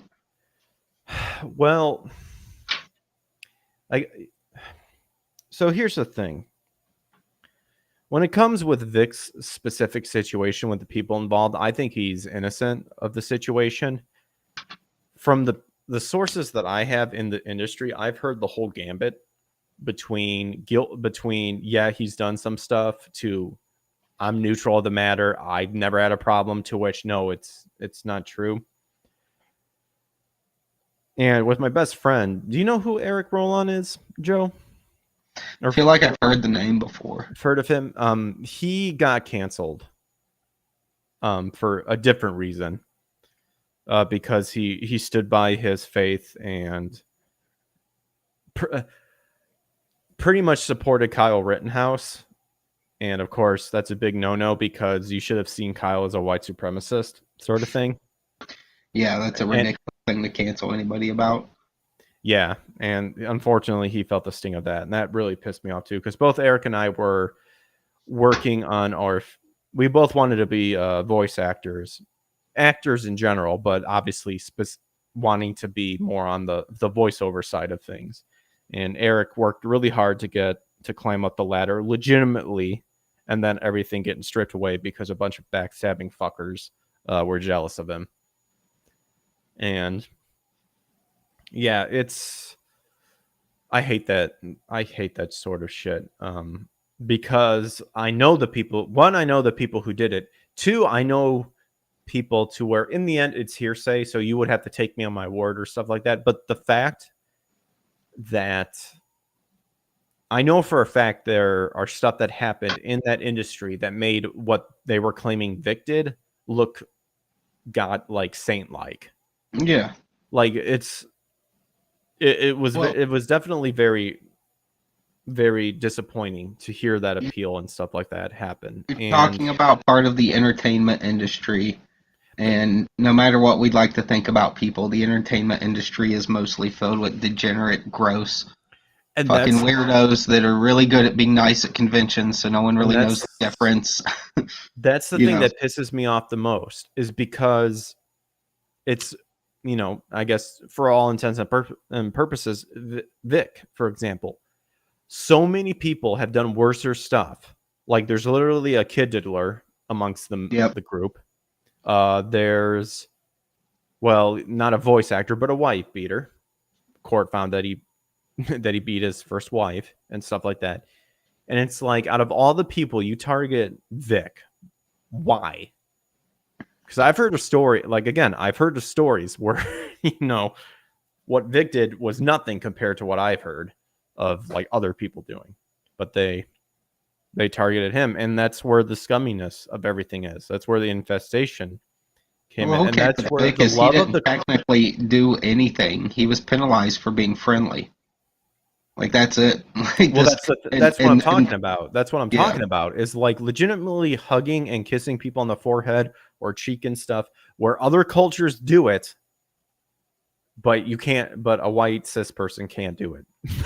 If we want to get down to their language. He was popular. They knew it. He was a nice, well-beloved individual. Still is. That's the thing. Like, none of it's really stuck with him, and I think that's probably hasn't helped his case any, that he's still immensely popular, even though they have affected his work on the con circuit. There's still plenty of places that are like, yeah, bring him here. Dude's lines are insane. So Chaos Smash says people on Nick's stream were pissed at Ty and Nick about the appeals loss. I mean, I was upset too.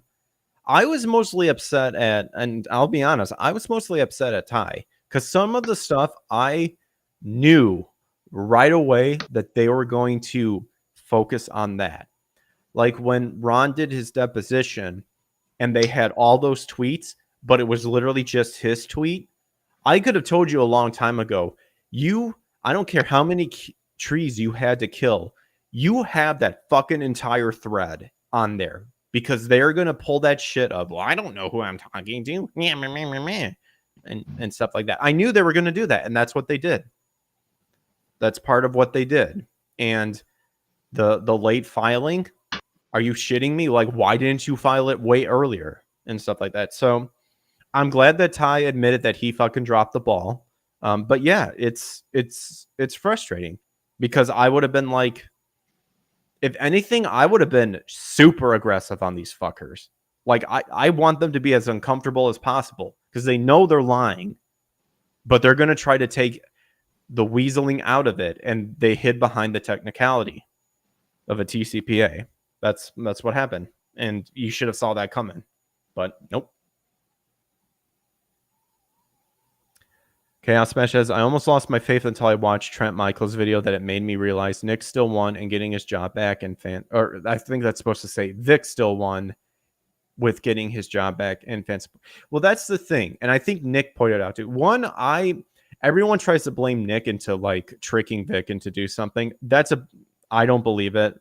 I think I truly believe the good Lord has blessed me with being able to just have an inkling of knowing a person's true self, and Nick never gave me that vibe of being fake. I can't prove that. I can just say with the people that I've interacted in my life, with my close friends who I'm still super good friends with the people that certain people that tried to bring in, I said, I don't feel right about that guy. And then later on, I was right, sort of thing. Not trying to, Here's the catch with Nick, and I know this is just my personal experience, but there's other people that have had this experience too that maybe just don't talk about it because yeah, there's people don't have to tell their business all the time. But yeah, he's never done anything except help me with zero interest in ever having anything in return. In fact, if I even bring it up, he acts like that's weird. Like, why would you feel the need to do something when all I did was mention your thing on a stream? I'm like, because you don't realize what you're doing for me. He literally has so little true mega ego in him that he doesn't even realize, like, the things most people would kind of come back to you later for to call in a favor. He didn't even realize he was doing a favor. He just thought that's normal to do. It's just normal to just help people that you like or you take a liking to or you think they're all right. So, and it's like I do the same thing. Yeah, it burns me occasionally, but not enough to where I refuse to be decent to people in a general way. I'm right with you, Joel. Like I before I even met Nick, I felt that way. Like I just had that connection. It's just rare. I just don't know if people realize it. Like it's find many of them on the internet or real life or otherwise. I think it's more than just being a rare thing. I just think people just personally tune it out, or there's too much. I don't want to say negativity. I just think people tune it out. I'll just end it that way. But I do also think that God actually gives people a more tuning to that sort of thing. But I agree with you, Joe. Like that's exactly how I felt about the whole thing. Same with you. Oh yeah, I agree. Same with you. I felt that connection right away to where it's like but that's the other thing too, is that these people purposely made everything to the extreme to where if you disagree with someone, you have to disagree with them on everything. And that's literally not how the world works. But they wanted to make it that way. Ryan, the editor, says no one was more mad at Ty that night than Ty. And I understand. Yeah, I'm sure Ty was super pissed off at himself. But, I mean, yeah. Everybody was we can, and Nick even said it too. We can, for us, we will be those people sitting on the sidelines commenting on how the player should be doing stuff when they are living that moment. I understand that. I completely understand that. And it's hard. Chaos says, Ty is the epitome of a true boomer, but at least he owned up to his mistakes like a real man. Yep. The only problem I have with Nick is that it rhymes with Vic, causing me to confusion to typing. Yeah, I mean, why the hell does Nick have his name as Nick? He should have changed that a long time ago. I'm Yeah, just fucking. what's wrong Brian the with him? editor says, one thing to remember is that Ty wasn't working the case by himself. I do agree. The late filing may not have been his fault, but he will take that blame nonetheless. Yep, and I mean that's just something that I can just recall. Like I honestly would have to go back and look at everything of what happened, sort of thing. But yeah, It's just tough because it's like if you have like a really good friend that's also mhm, friends with like a bunch of other of your friends, and he's like a universally loved guy.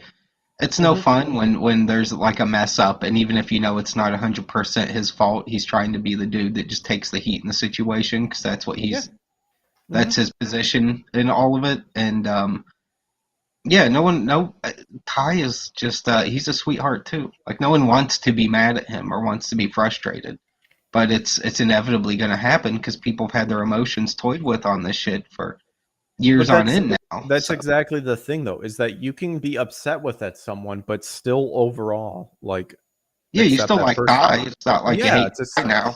again, but I think this is where all this demonic bullshit is happening, to where it's to that extreme. Oh, you believe in this person, you have to cut him out because he's a white supremacist. Well, why is he a white supremacist? Well, because he did this. Well, first of all, that's not white supremacy, so I don't know where you're pulling that out of your ass. But then again, you're dealing with those fuckers. He said all And lives matter. yeah, yeah, and that wasn't obviously to tie. That was just Yeah, an example. But yeah, but that doesn't mean, and it's Joe. It's literally like when you're with your close group of friends, and you know how you act when you're with your close group of friends. You bullshit around with each other, you insult each other, but at the end of the day, you still know that you're friends. But you're not afraid to tell them the truth. You're not yeah. afraid to not pull your punches. Hey, I did this. Yeah, I'm not gonna lie. You shouldn't have fucking done that. Really? Yeah. Oh, yeah. I guess so. Okay. Cool. Yeah, That's the thing. Shane's my best friend, and he's told me plenty of terrible things I never wanted to hear. And What? what? I said Shane Mess is my best friend, and he's told me plenty of things I didn't want to hear. And Dude, he like sounds like he's a still my huge best. dick. No, I'm just kidding. I'm a little more forgiving than he is, you could say. I'm just messing. Yeah, I'd Yeah, love to have Shane on the show because that's a. Oh, I meant to ask. So you said you had you used to run a comic shop. yeah, yeah. I have a question. Okay. Did you ever like? Obviously, you had a bunch of comics like in your inventory and stuff. Did you have like trading cards and stuff like that? Yeah, we had some. The bulk of like the only cards we kept on hand in large quantities were like Magic the Gathering. Um, But we did keep like I would find like sealed boxes of vintage cards like Garbage Pail Kids and Batman and like anything from the 80s and 90s, and I would buy up however many I could if I got a good deal, I'm and I still would trying to. sell those still in the I'm still pack. trying to collect the score Dragon Ball Z cards, and like I'm on the Facebook groups where like people are like, "Hey, I have this sealed box," and I'm like, "Where do you guys get this stuff? This is insane because I want them." A lot of people buy them and hold on to them because you can still find like sealed boxes for a large variety of cards, but the catch is Yeah, like depending it's on its fucking. appeal level, it can get really really expensive. Like if you're trying to get like a sealed box of like Magic the Gathering cards, you're starting at, Mhm. $120 no matter what. You're just going up from there. And that's usually for whatever current thing is that everyone's tired of. Yeah, So the score Dragon Ball Z cards and the Panini are not being printed anymore, and I want to do unboxing videos. now And are they're these like the RPG style cards? Like where you're playing a game with them like you do Magic or Pokemon or Vanguard, or is it so Dragon Ball Z is I can't think of a card game to really explain about it. With the Dragon Ball Z ones, you had what was called your main personality, and from there you would play like attack cards or defense cards, and you would like kind of bounce back and forth, kind of like of how a DBZ fight would happen, sort okay? of thing. So they tried to adjust the mechanics of the card game to Yeah, be yeah. inverse I somewhat. mean, I can go down it later, like offline, if you want to learn about. I was just curious about it too, because like it's just like, dang, like I see all these people, or they're like, yeah, I have this booster box for sale, and it's like I want it, but it's where did you get it? Because it's insane, sort of thing. Just So you kind of said you used to scour the run a internet. comic shop, so I was like, how does that work? Sort of thing. Well, it just depends. There's a lot of cards like if they're new release type stuff, you just go Hmm. to the distributor to get it. But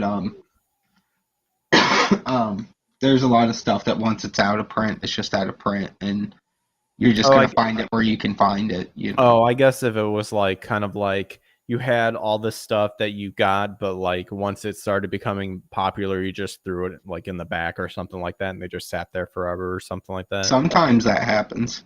It doesn't happen often, but sometimes you try to get rid of as much stuff as possible. Once Mm. you own a shop, you have zero like emotional attachment to it. It's just Yeah. junk you get out of your way.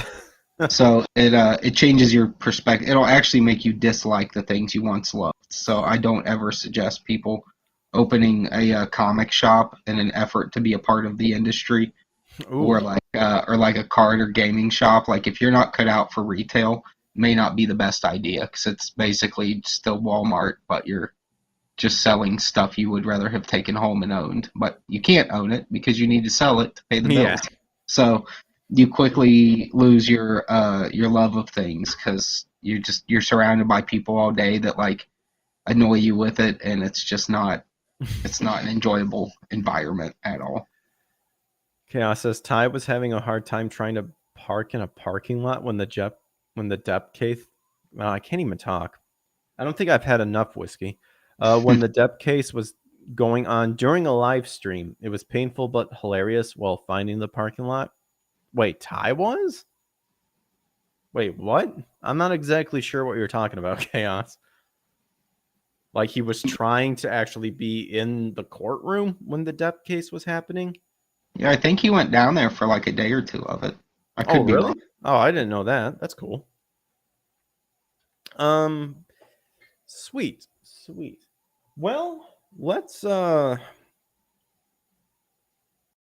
I got the insert from my uh Neon Genesis Evangelion Platinum Edition, and it has some comments on episode 1 and stuff. I think it'd be pretty cool to kind of like recap a little bit of what we were talking about before YouTube decided to be gay Yeah. and destroy some of the stuff. And there's also a really cool site. I think it's called evageeks.org or something like that, where they just have a list of a bunch of stuff too. And I'd love to like stream the video game at some point if there was like a translation patch. But one of the games actually had like a classified information section where they actually interviewed Hideki Anno and got like information about certain stuff too, to Hmm. where it wasn't a revealed and stuff like that. Because that's where I learned about the first ancestral race. Because I don't think it's ever mentioned in the show unless it's mentioned in a director's cut, which I'm not sure about. Yeah, It I'm just not either. Like, I feel like here's the problem with that particular factoid. I feel Mhm. like I heard about it in the show, but I can't verify if I did. Like, I feel Yeah, like if I did, it was something very subtle or some, Evangelion universe way of explaining it, where it's like, oh, okay, that kind of makes sense for the ancestral race. They didn't yeah. flat out say it in black and white terms, but there was like hints of Mhm. all of that throughout the show.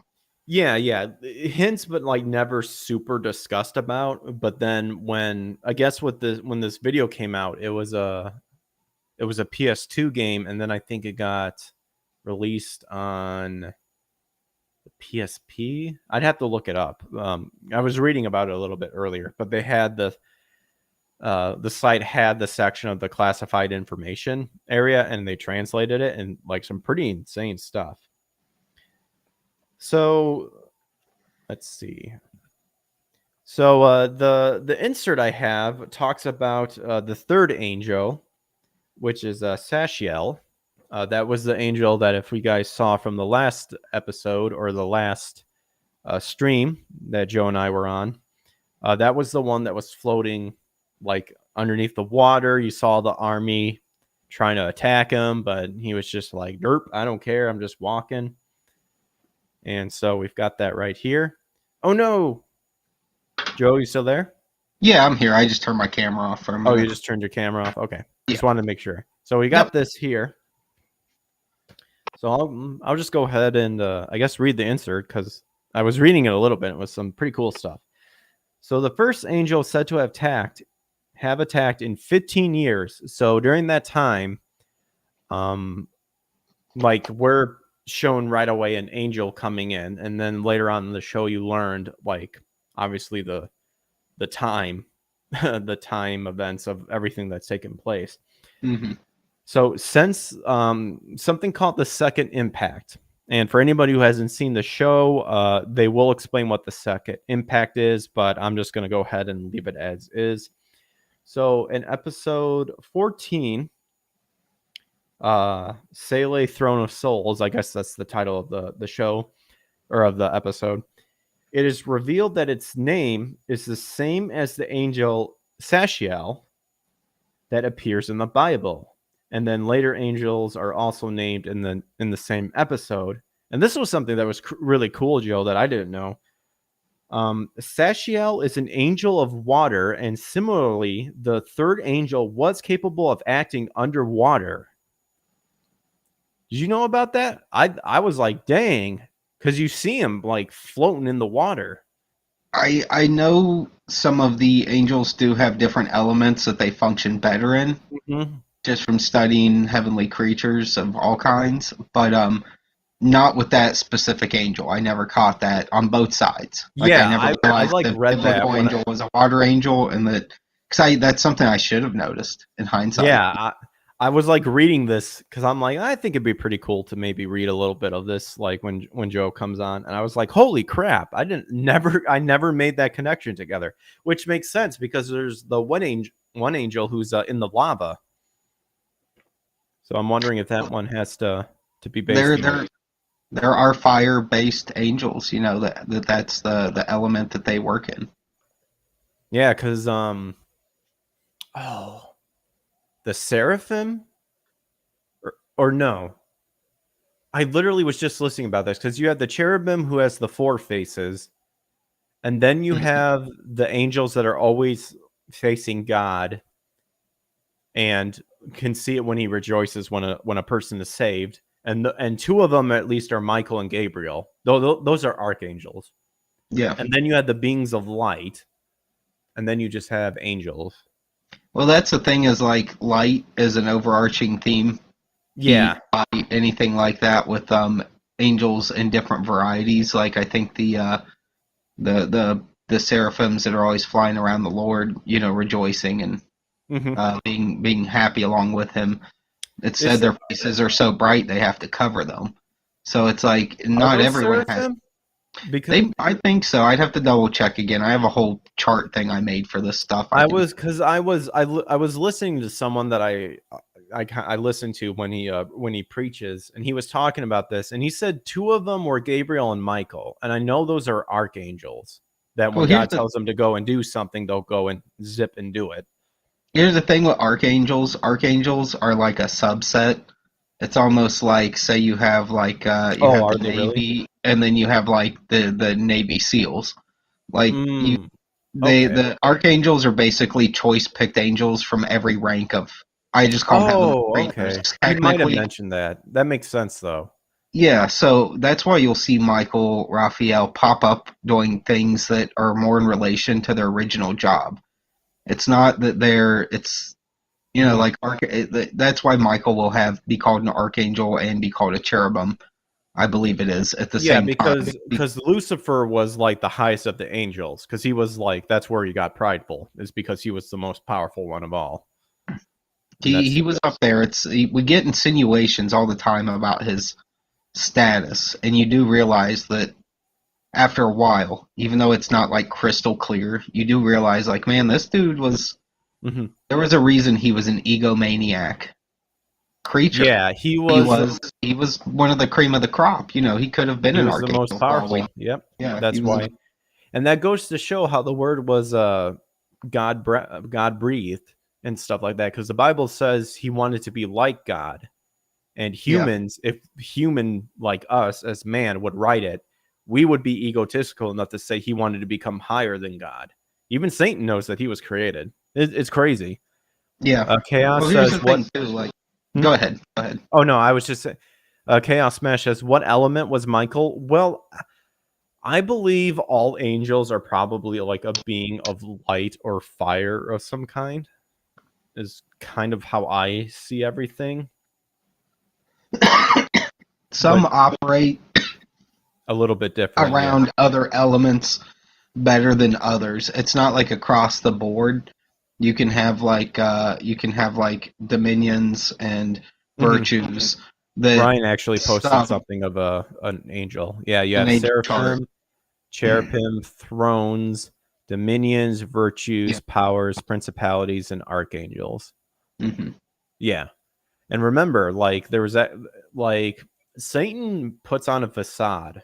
Like everything he does is a copy of what God does, except it's the It's opposite. a perverted version. Yeah. Yeah, it's a perverted version, and yeah, like so, like because Paul even mentions the principalities too. So Yep. remember that like demons are actually fallen angels, and they are like crazy creatures, but they're more spirit and stuff like that. But that's Well, but I kind of like to define it as like you have your fallen angels are going to be a mishmash of mhm. angels from all the varying ranks of heavenly creatures. Yep. And then you'll have demons, which tend to be more towards disembodied Nephilim giants, because you'll Mhm. actually get females in the rank of demons. You'll never find a female in a fallen angel. You'll never find a reference to a female angel, period. The only place you will get female I creatures are, heard that. I didn't yeah. know so much about the female demons. Well, it's the only time you see them turn up, and that's kind of what helps people differentiate it. Is Is that in the because Bible? Is that in the scripture? well, there was a side book called the Testament of Solomon. Never went in the Bible because it was incomplete, but it goes through all of that where Solomon. I think it's loosely referenced in the Bible, and it's one of the main reasons you can match it up with it. But God gives Solomon a ring in the Bible so that he can control um, demons and evil Hmm. spirits for all intents and purposes. And you don't get much detail about it, but in the Testament of Solomon, you find out that like a friend or somebody of his, was going through an issue with an evil spirit.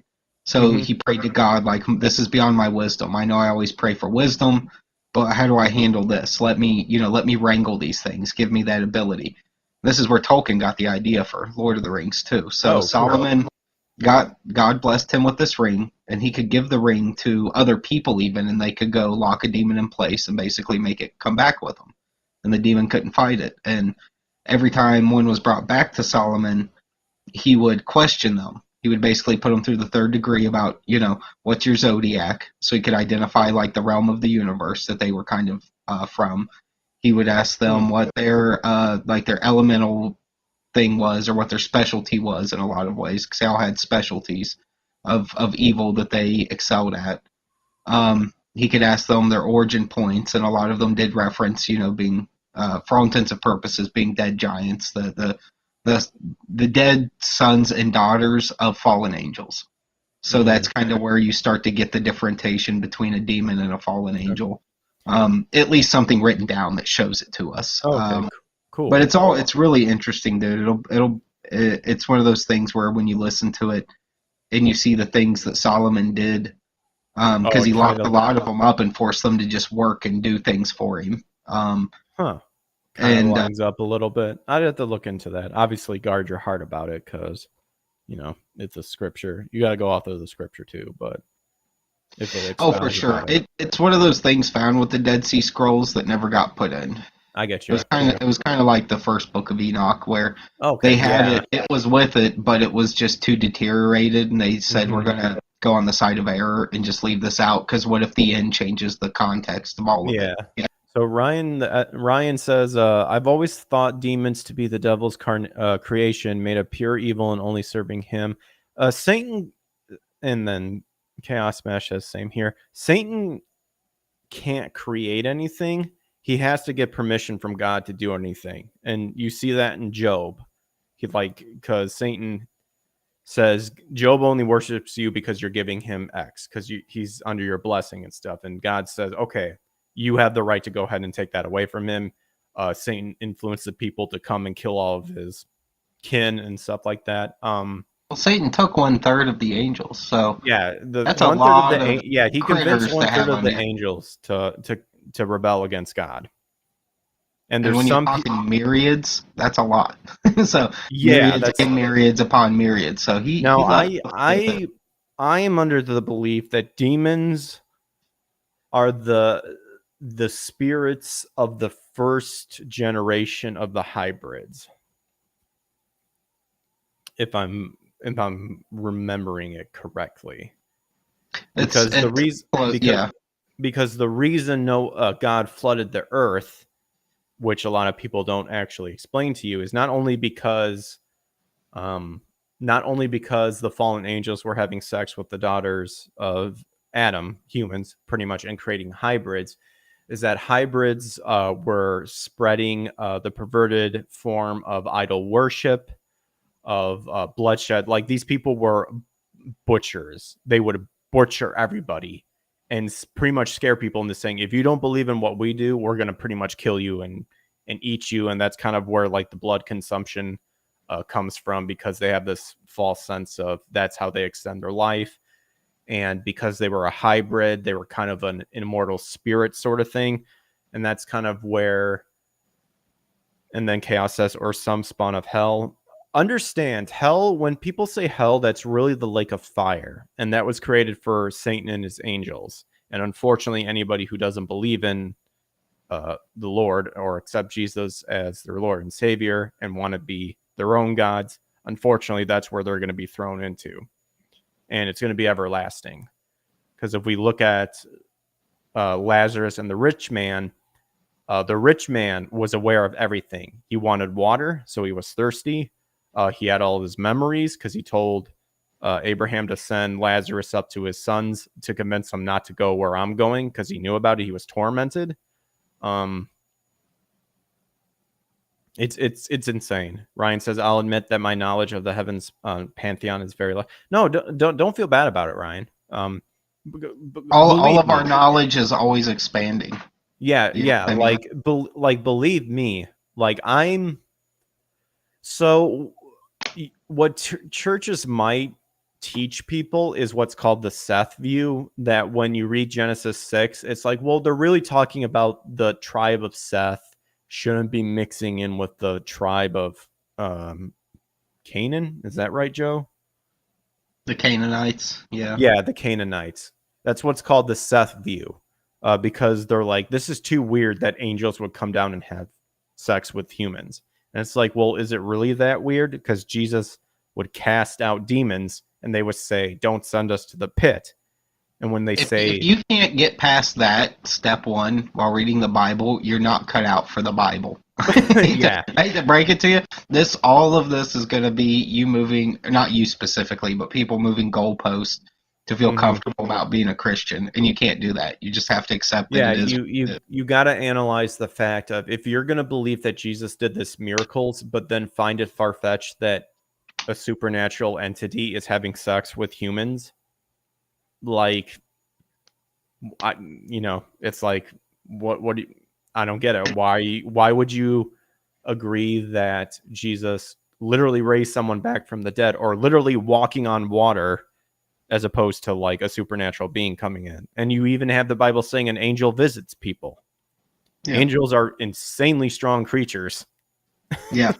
They cannot, they are literally beings. They cannot be destroyed by anything that we can perceive. No gun's going to hurt them. No bomb's going to hurt them. It's insane. Well, brother, I got to hop off here. It was good talking to everybody tonight. I was going to say, we're coming up on 2 hours. Yeah, well, we did not get to read that insert, but that's all right though, because I think we talked about some sweet stuff. Yeah, yeah. Well. But Joe, anything you want to promote or anything before you go? Feel free to. I'll just say thanks everyone that's backed the book. If you haven't yet, feel free to look it up on Indiegogo. It's called Death, Death, Death. It's kind of like a mishmash of like Bible lore, Transformers, and Berserk. You know, it's a weird. It's futury. It's sci-fi. It's archaic. It's savage. It's a mix of those things. So give it a Sweet. look. See, check out the artwork. Let me know what you think. I'm over on. I'm at Comic Art Master 1 on Twitter, and yeah, check it out. Mm-hmm. Yeah, all of Joe's social media should be listed in the description below. And Chaos says, I have a story I hope to create that has Nephilim being heroic, so don't cancel me for being inaccurate. You're Get canceled. out. Get out. That's not possible, unfortunately. Yeah, Yeah, a bunch of people have tried that actually. So yeah. I wish I could buy the comic. That's all right. Don't feel bad. The best you can do is just share with people about the availability of getting it and whatnot. So don't feel bad about it. It's yeah, understandable. it'll be around forever. It's not going Yeah. anywhere. And I believe Nick is, I think he posted up a thing saying he'll be on at 11. So go check him out, I guess. Dude, that grifter, I'm sending people his way. And Oh, dude, last night when I put a super chat out to Nina's chat, I said, let's get right to the grift. And I went right into my there you comment. go. There you go. I'm Yeah. like, I'm not going to try to screw around here. I'm just going to get to the point. Like, I need you guys to buy this. Yeah, again, that's the beauty. That's the beauty of this community, folks, is that we have no problem wanting to support each other and seeing and helping people like do whatever it is they want to do. We all are unique in our own way. We all have, thoughts and whatnot, but we're open enough to be supportive of people, even if we may disagree on certain stuff and whatnot. And that's the thing that these clowns don't get. They don't get is that you can still appreciate someone's work, worth, or talent, or what have you, even if there's certain beliefs they have that they don't agree with. That's the beauty of it. That's literally how it always has been, but these people are trying to change it. So, but Joe, I don't want to keep you anymore if you have to dip. So I'm just gonna say thanks for everyone who stopped by. Smash that like and subscribe button. Keep an eye out when I come back online. Turn on notifications, though. Who knows? It's YouTube. They don't like sending out notifications to people.